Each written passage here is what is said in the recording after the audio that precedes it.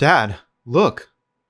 I looked up from the dusty and dirty old map I had been examining for the past 17 minutes to see what Liam was pointing at through the window, feeling worried and upset that I still hadn't got any clue at all as to where our whereabouts. He was standing at the bow of our medium-sized fishing boat with his back to me, leaning dangerously over the railing, looking straight out into the thick, billowing sea mist, his wind-blown, dark, curly brown hair glistening in the dimmed sunlight. "What is it?" I asked him, narrowing my eyes as I stepped out onto the deck, shivering in my red parka jacket and army shorts. "Careful there, son. If you fall over and die, the fish will be throwing a party tonight." He threw a nasty side-eyed glance at me. He's one of the few people who could actually stand my sick sense of humor. In fact, he inherited the same twisted ability from me to realize that bad things that happen can be funny. "You'll die first, Dad, because you're so old." My face instantly contorted into a look of utter confusion. "I thought we've come to a mutual agreement that your precious, corn-fed northerner stepfather, Furby, will die first. What? Is he like 300 years old or something? What was going on through your mom's head when she met him?" He chuckled. "You're so old, Dad. You have an autographed Bible." "Yeah? Well, Furby's so old, he got dumped by a Neanderthal chick twice." "It's Fernby, and no, you're still much older and will die first. And I'll be very sad, yes. But yeah, you'll die first." He continued to casually talk and shrugged. "Well, looks like we both will now." I looked around and sighed. "It's a joke," I added quickly when I met his gaze, shaking my head. I think I saw a boat." His voice trailed off reluctantly, as if he weren't sure what exactly he had spotted amidst the mist. I wobbled closer toward him.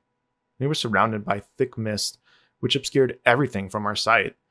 It was only 12 p.m., but it looked as if the night sky had decided to arrive early to distract us once again.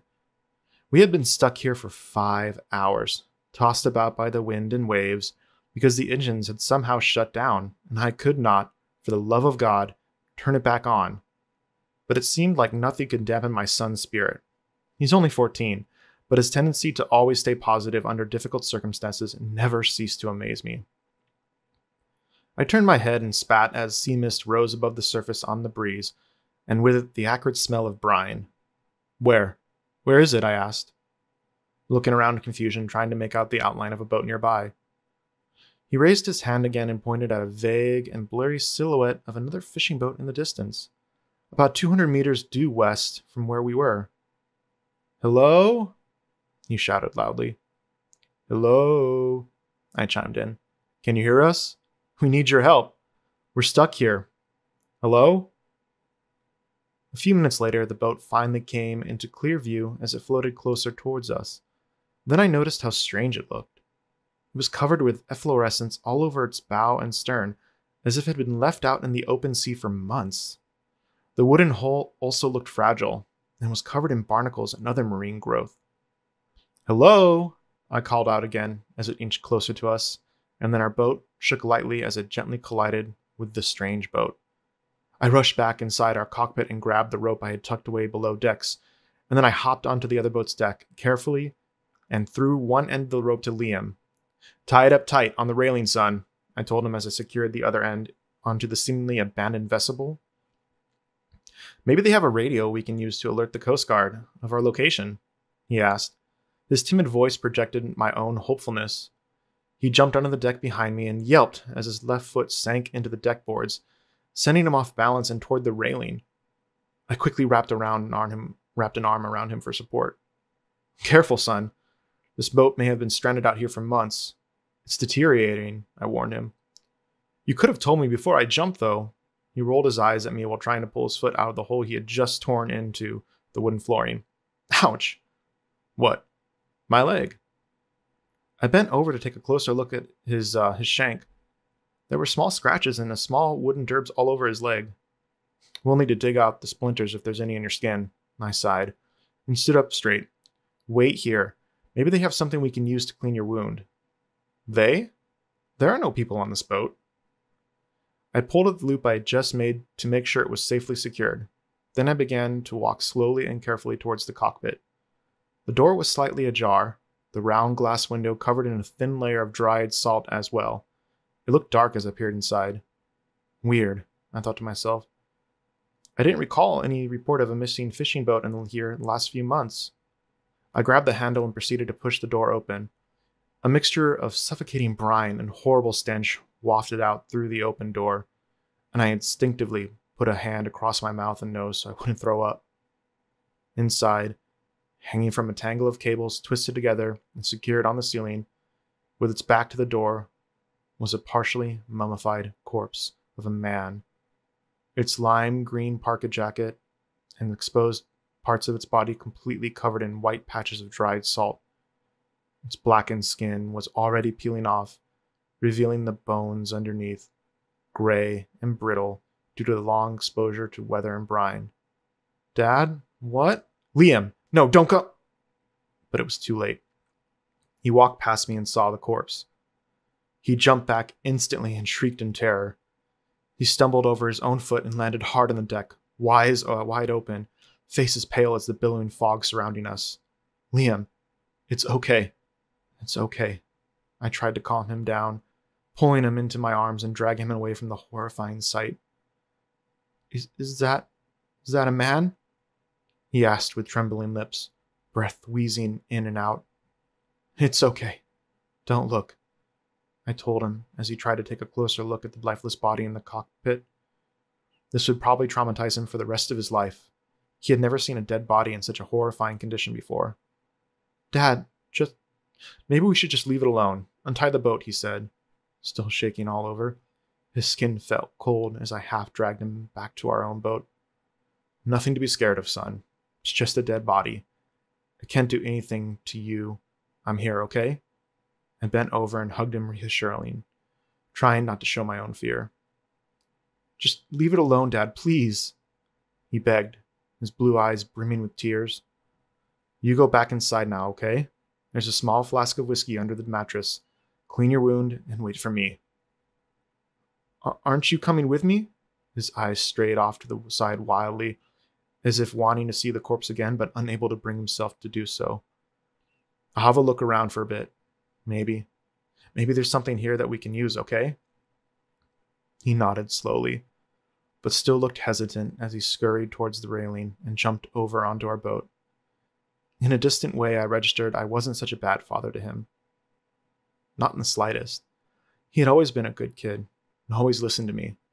Even though the divorce had probably done its fair share of damage to him mentally, I still wanted to believe that he would grow up normally, just like any other kid his age. I had been hell-bent on giving him a normal upbringing despite the hardship. I took my shirt off and wrapped it around my head like a mask. I steeled myself and slowly stepped into the strange boat's cockpit, careful not to touch the hanging, mummified body. My throat grew tight as I walked past it. I could still smell the horrifying stench wafting through the acrid air around me. I held my breath, trying not to gag, and started to inspect the whole boat. The walls looked soggy, gleaming with varnish. They reeked of salt and decomposition. After a few minutes, I sighed miserably because I did not find anything worth salvaging. But then, a Davenport desk attached to the wall in the left corner caught my attention. There was a small red leather logbook on it, which looked as if it had just been placed there by someone. It was splayed open to a page that contained the last entry before whoever it was stopped writing abruptly. A curiosity took hold of me. It was written in stylish and elegant cursive, almost like calligraphy, which reminded me of my father's handwriting. It belonged to a man named Captain Bill. The other entries had no dates and either looked as if they had been written in a hurry. I picked it up and squinted my eyes, trying to adjust the darkened room as I read it. It's been 2 weeks, and we still haven't seen any other sign of land, dry, or other boats, or anything at all. It almost feels like we're trapped here, like we're going in circles.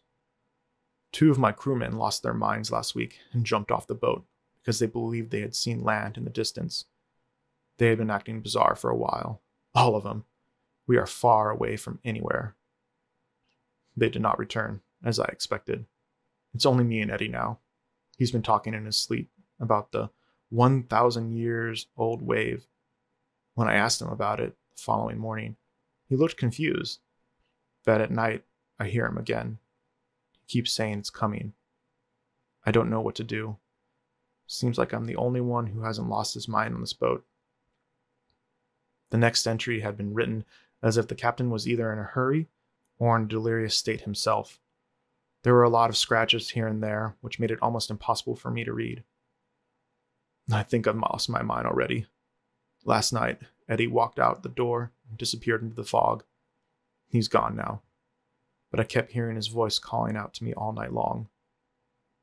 This afternoon, I looked out through the window, over the edge of the boat, into the fog as it cleared out, and I saw this strange, gloomy, reddish light beneath the surface. I thought it was a jellyfish, but I was wrong. It was an eye, an enormous one, looking straight back at me from the cold, dark depth of the ocean. I ducked back quickly into the desk, not knowing what to make of it, what I had just seen. Maybe I was only imagining things. Maybe I...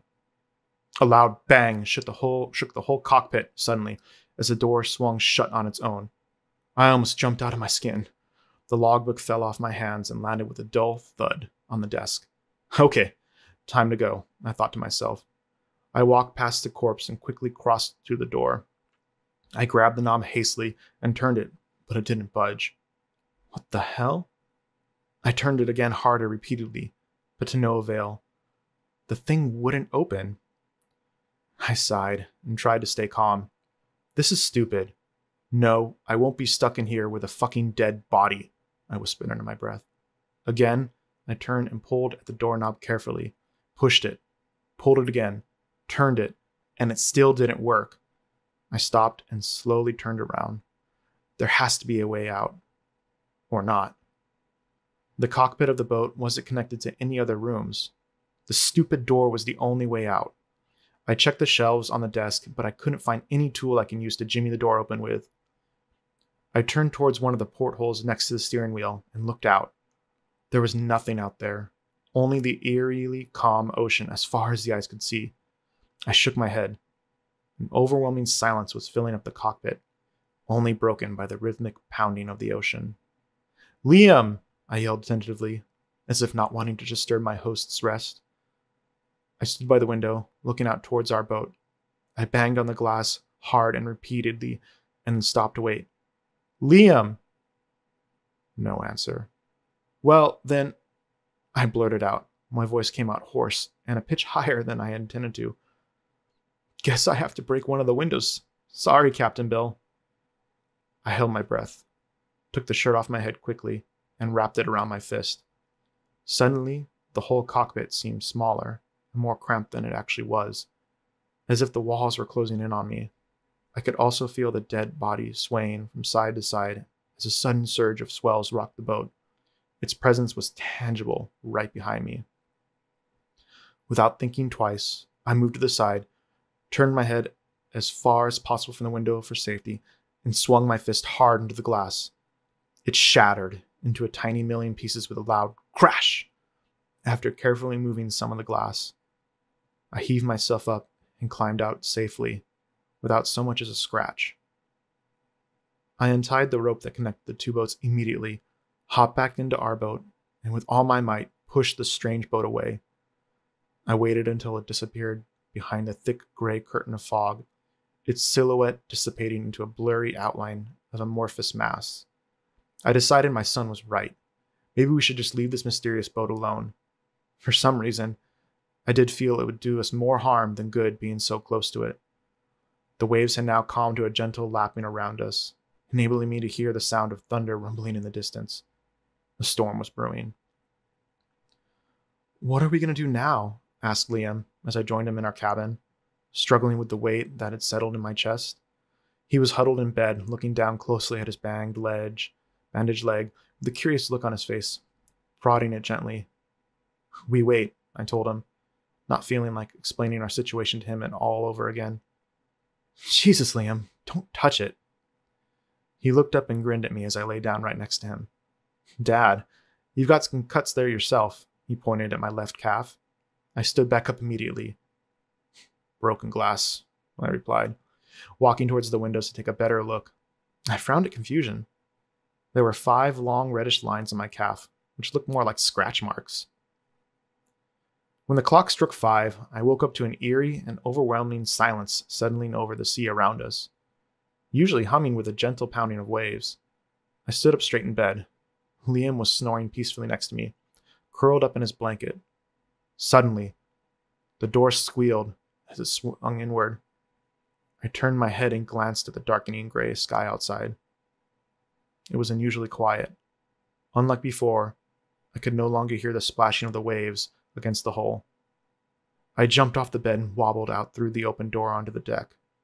The surface of the sea was flat, mirror-like, a gigantic, smooth, and dark surface on which the boat was merely a tiny, lonely black dot.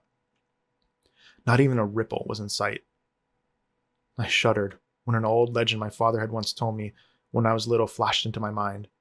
Once, long ago, decades, even centuries in between, a great storm appears and turns the ocean into a massive whirlpool from which any boat that gets trapped in it can never escape. The storm also brings something with it, or more like it awakens something from the darkest depths of the ocean. You can always tell when a storm is coming. Strong winds breaking through the surface and creating big waves always precedes it. But when the sea is eerily quiet, like a disturbingly too quiet, that's when you know you've got something far worse than any storm you've ever seen is about to reveal itself. A monster storm, whose arrival is foreboded by the so-called false silence of the sea. They call it the mirror effect. The calmer the sea is, the more severe the storm will become. For centuries, people vanished without a trace out in the open sea. Some adventurers and misfortunates might be worth braving, but at what cost? Even the most daring and audacious sailors like my father knew where to draw the line between bravery and utter madness. I rushed back inside immediately, swinging the door shut and securing it with a bolt, while uttering a silent prayer under my breath to any god who could hear me, to protect me and my son. I shook Liam awake and told him what was happening and to get ready for it. He opened his eyes and frowned at me, bundled into his navy blue sweater, which I bought for him last Christmas, and he'd been wearing everywhere when he went. He did not ask too many questions this time, but the look on his face, I could tell he understood. A few minutes after the sun went down, the storm continued to thicken, with the arrival of a strong wind which lashed out at our boat, and with it, a 2-meter-high wall of water pouring down on us like an avalanche. The boat fell to its right and left as if it were about to capsize. The wind blew stronger without mercy against our boat, carrying bigger waves toward us in rapid succession. The whole boat started to groan and creak dangerously under the pressure. I glanced out the window. Countless angry waves were raging endlessly as far as the last lights of dusk could allow me to see around as they pounded furiously towards us, like a massive congregation of monstrosities that splashed out of the ocean. I could only pray as I watched the horizon far away being obscured gradually by the approaching storm in its violent wake. The thunderstorm was raging all night long. It did not stop until the following morning. Strangely enough, through all of this, we had somehow fallen asleep a few times. In the middle of the night, I woke to a distant rumbling of what at first sounded like thunder to me. I sat up straight in the bed immediately. Cold seawater and rain had seeped in, trickling onto the floor through the narrowest gaps. The boat was still swaying hard on the raging storm. I looked through the window and regretted it instantly. What I saw out there will forever haunt me until the day I die. I was raised by my father to always be a tough kid and to never show any signs of weakness. But for the first time in my life that night, I felt helpless and weak. I gasped at horror as I crouched down next to my sleeping son. It was a wave, dark and massive, like nothing I had ever witnessed before, its dark silhouette rolling away in the distance as lightning illuminated it for a split second, towering over the storm like a great mountain that had grown out of the bottom of the ocean overnight, gobbling down smaller waves as the crest grew higher and higher. The 1,000 years old wave. I curled up into a ball next to my son, shaking all over. I had never felt so afraid and helpless in my life before. Are we lucky we didn't cross paths with that thing? Is it going to come back around and completely annihilate us from the face of the earth? So many questions were swirling around in my head. I wondered if the wave was actually the monster from the old legend my father had briefly mentioned to me in his drunken state that night. The horror that had been haunting every fisherman in our little village in their sleep, or whenever their feet relished the warmth of dry land. As I hugged my son tight and reflected on what might be the last few moments we shared together alive, I finally was released momentarily from the misery when sleep overtook me once again. By the time it finally calmed to a merely slightly weaker version of its terrible form, the thunderstorm no longer bothered us, and I soon fell into a deep slumber from which anything slightly weaker than the great storm itself could have never awoken me. After the sea had calmed completely, the fog returned, once again closing in on us incrementally from all directions. I woke up to the sound of my son snoring loudly, as if we hadn't almost drowned to our deaths the previous night. I sighed exasperatedly and jumped off the cramped bed and walked over to the door and swung it open. I glanced around for a few seconds, taking in another possibility that somebody would soon find and rescue us. The sound of the waves pounding gently against the hull brought a new promise that there would not be another storm coming in our way anytime soon. I stretched my whole body and cracked my knuckles as I breathed in deeply, absorbing the invigorating air around me. As I turned around, I had to put a hand over my mouth so I wouldn't scream. There it was. I watched in horror as the mysterious boat from yesterday, floating closer menacingly. It had somehow found its way back to us. Something was not right. I tried to brush it off as coincidence. The storm might have inadvertently carried it out across the sea right to where we were. Still, I could not shake the feeling that we had been going in circles these past few days. That time had stopped in this remote and vast watery part of the world, that we were tangled up in a time loop from which we could not escape. I had woken up with a sense of optimism that came with knowing the storm was over and we were safe, and I might be able to retrace our route across the ocean. But now, watching that cursed boat inching closer to us made me realize soon I would probably have to give up on any hope of that. It was a dark reminder of our own fate, should we ever fail to get to the safety of dry land. We still had plenty of canned food and fresh water, enough to survive for a whole month, though I wasn't sure how I could maintain my sanity for another day of being stranded like this. I leaned over the railing, staring at the hazy horizon ahead, just to take my gaze off the boat. The worst heat of the day was yet to come, but I was already sweating and panting heavily. Deep down, I knew that I might find some answers in that old logbook from the mysterious boat, but I just didn't feel like going back into that cockpit that reeked of death either. So I went inside instead and laid down next to my snoring child until my head felt light and I fell asleep again. I woke up in the middle of the night, hours later, in the dark, to the muffled sound of footsteps outside. I caught my breath audibly as I stood up, gazing at the cabin's small rectangle window through which streaks of dim and eerie bluish light were seeping in.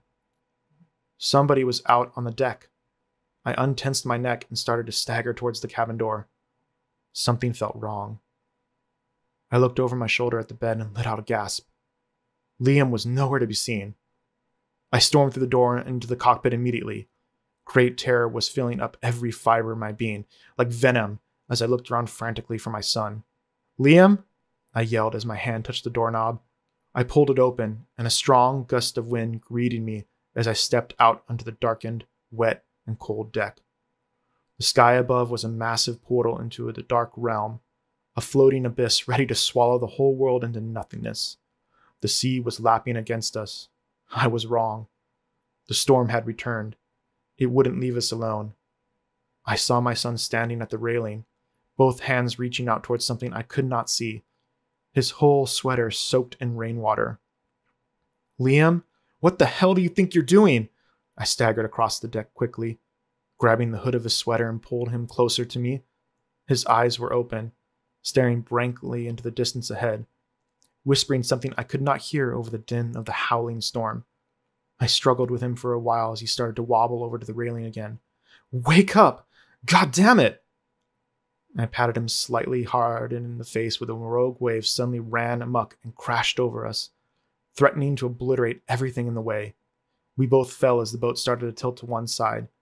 I grabbed at the door jamb quickly and held onto it with one hand, the other one still clutching Liam's hoodie tightly. I hauled him up into my arms with all my might as the boat started to right itself gradually. "Liam!" I screamed at the top of my lungs, pushing the door open and struggling to drag ourselves back into the cockpit, while the boat heaved and rolled in the swelling sea. I kicked the door shut behind me and shoved him gently onto the floor, and then I collapsed right next to him, breathless but relieved immensely, still sputtering and blowing seawater from my nose. "Dad? What the hell was that about?" I remained on the floor, panting to get my breath back. I could feel my irritation turning into slight anger. He rose to his knees and looked at me befuddled. I don't know. I was sleeping, and then I was dreaming, and I thought I heard you calling me from outside. I can't remember what happened next," he explained, rubbing his face. "From outside?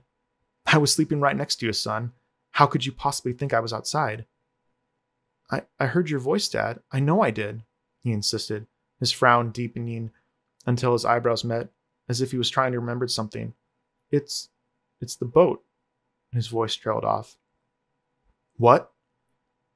The boat, Dad. The one with..." He paused for a few seconds as our eyes met. "I saw it, too. It was there.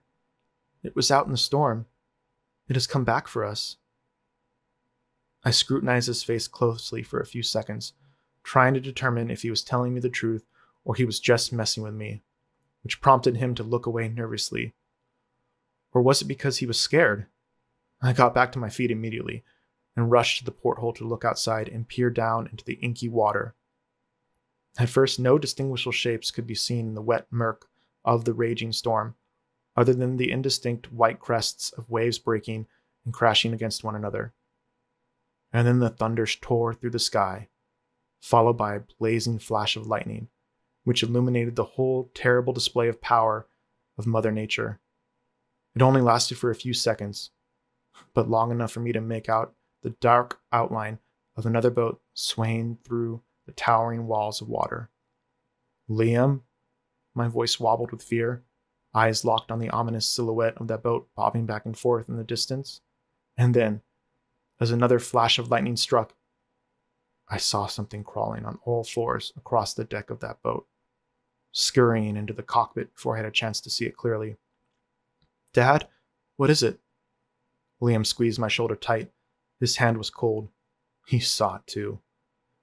I snapped out of my trance, feeling disoriented with fear. "You better change into dry clothes now. And don't you dare go outside unless I tell you so. You understand?" I warned him and pushed him away from the porthole. We went back to bed after drying off. There's no point in staying awake to wait out the storm. It would eventually subside. It had to. I was relieved it wasn't as severe as the night before. I was only about to fall back asleep when again I was yanked back into wakefulness for the second time that night by a dull thud which reverberated through the cabin. Reflexively, I rolled over to my side and heaved a sigh of relief when I saw that Liam was still sleeping right next to me.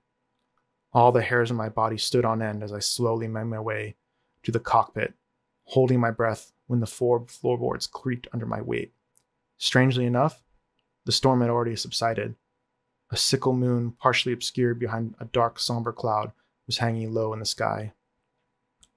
Despite the oncoming panic and urge to go back to bed, I wanted to go out there and see what had caused the strange sound that had awoken me. It was beyond me to resist the urge.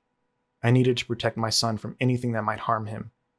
I put my hand on the doorknob, ready to pull it open, but something made me hang back. The more I mulled it over, the worse the idea sounded. It was cowardice, perhaps. Then I almost fell to my knees when a loud splash outside broke the silence, like something heavy falling into the water. I crossed to the porthole next to the wheel and squinted my eyes to see what was going on up there, but it was still too dark to make out any distinguished shape at all under the dim moonlight. I strained my ears and listened closely, when suddenly a hollow thunk, echoing from somewhere below decks, broke me out of my reverie. Then another, slightly louder, followed by what sounded like a scratching noise from the bottom of the boat. My heart fell to my stomach as I realized it came from under the boat, below the surface. It had become painfully obvious that we were not alone at this point. A horrifying image of decomposing blackened hands in the water, tearing deep gouges into the hole with impossibly long and sharp nails, flashed into my head. It was the storm. It must have come down with something else in tow.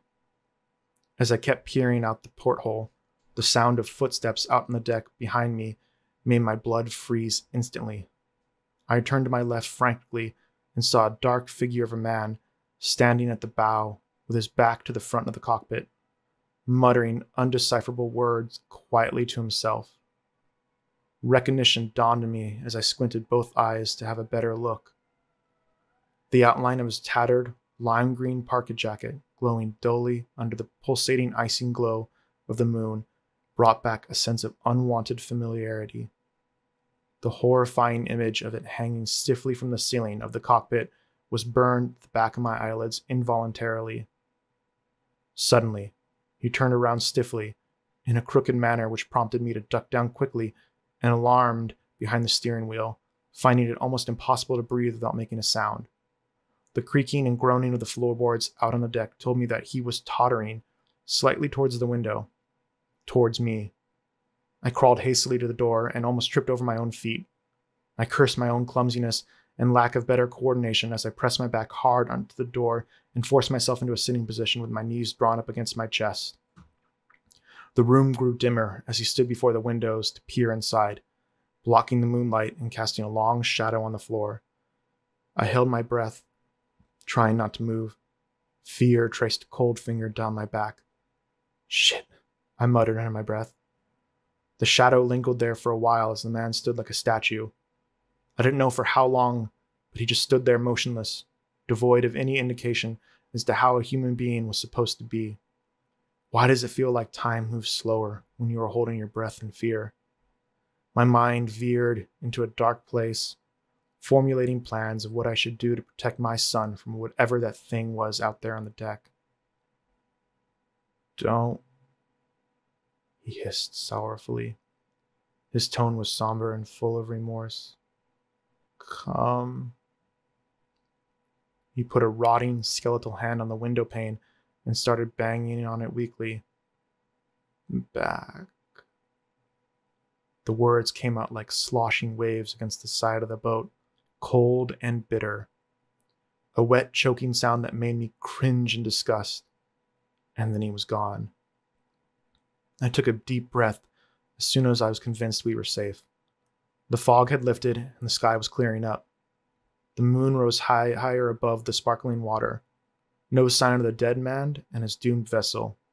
And yet, I didn't get back on my feet and remained at my lookout post until I fell asleep from the cold and exhaustion.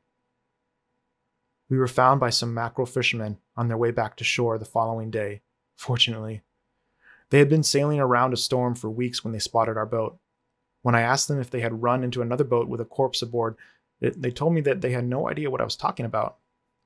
I guess the fate of Captain Bill and whoever he was, and whatever happened to them will forever be lost at sea. At its highest speed, their large fishing boat would take about 5 days and 18 hours to get back to land. But I could not complain. We were saved. They were kind enough to let us take as much rest as possible. I didn't mind that being in one of the crew cabins for as long as possible, if it meant I wouldn't have to see the ocean again for the rest of the trip back home. One afternoon, I woke up and looked out the porthole to see a big, dark cloud hanging ominously about the horizon in the distance, which instantly sent me into panic mode. I moved Liam over gently and slid into the bed next to him, praying that the storm wouldn't catch up to us once again and enfold us in its cold, deadly embrace. When we finally got back to land, I made a promise to myself and my son with considerable wisdom and trepidation regarding what happened out there, that my sailing days were finally over, that I would never again set foot on the shore, and looking out into the sea and letting it lure me into its never-ending vastness. I sold my 2-story seaside house overlooking the bay at a slightly higher price than its construction cost, moved inland far away from the smell of brine and the sound of murmuring waves crashing down on the shore. I wasn't even thinking of waiting for a perfect deal to come around. I was so ready to leave it all behind and start over somewhere else. I would like my story to end here on a happier note, but unfortunately, that's not the case. I am not making a big deal out of nothing. I know what I saw, though it had been more than 10 years. People in my humble coastal town are a bunch of traditional, God-fearing folks who quote the Bible incessantly and far too frequently for their own good. And believe me, that town is swimming in them. I used to be one of them, growing up in a strict Protestant household with my father's constricting set of rules that would contradict those of today's modern society. If there's one thing that my father might have done right, it would be his unwillingness to let me follow in his footsteps and become a fisherman myself. But history always repeats itself, unfortunately. In the years following my son and I's doomed venture into the vastness of the ocean, I have avoided the sea altogether, and yet there is one thing that has been nagging me immensely, and I cannot put a stop to it. When we were still stranded out there in the middle of the sea, I had the impression that time stood still around us, like we were going in a circle or trapped in a time loop of some sort. Imagine my surprise when they told us that we had been out in the sea for more than 2 weeks. Some things didn't add up. A huge search party had been sent out to comb the total area of more than 50,000 kilometers off the coast of my hometown, where we had been lost, seen by the small fishing port.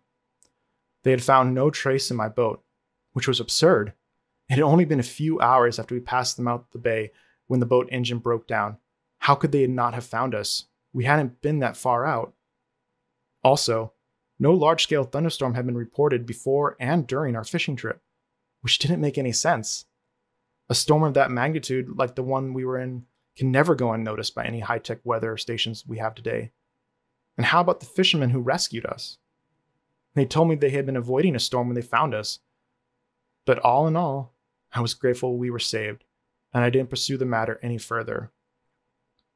I am so proud of my son and the path he has carved out in this life for himself. I could only make as much use of watching him grow up to be the amazing young man he is today. He has a life of his own now, in which my presence is no longer the only reassurance, the way it once was. For him, to know that everything is going to be okay, that I would always be there to protect him. His wife just gave birth to their first son last month. His life is complete now. In my youth, I used to seek out the serene and peaceful calm of the sea. It might have been worth the loneliness, being away from the world and its hustle and bustle for a chance, spending the days watching the endless sweep of indigo as far as the eyes could see. These days, I mostly spend my time trying to navigate through the barbarity of modern life and its propensity for novelty, which at times I find very exhausting. You see, it's been calling out to me. It has never stopped since the day of our rescue. It haunts me in my sleep at night, to the point where I can almost sympathize with the whiny sleep-deprived in the city whom I've always despised for being weak. In a state of wakefulness, if I strain my eyes, ears, and focus hard enough, I swear to God I can almost hear the gentle lapping of waves against the shore in the distance. It has been driving me crazy for years, like a deadly disease eating away at the body, causing the afflicted to lose hope and their sanity. In all fairness, there's nothing left for me here now. I've mustered up the courage for weeks, years even, to be honest. I'm heading out to sea next week. I miss the sweat and sweet smell of brine and the sense of freedom that overcomes my heart being out in the open sea. The romance of it's plucking at my heart. Like in the old stories of people sailing away from their homeland to find new hopes and dreams of a better life in a foreign land.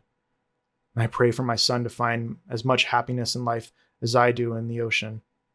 I miss being out there, longing for it and dreading it as well. The beauty lies in the irony of it. Liam, son, if you're reading this, I want you to know one thing. I love you, and I'll miss you so much. If anybody reading this recognizes me, please tell my son that I love him. I, William Pervont, will come back to him. I promise. I promise. I promise.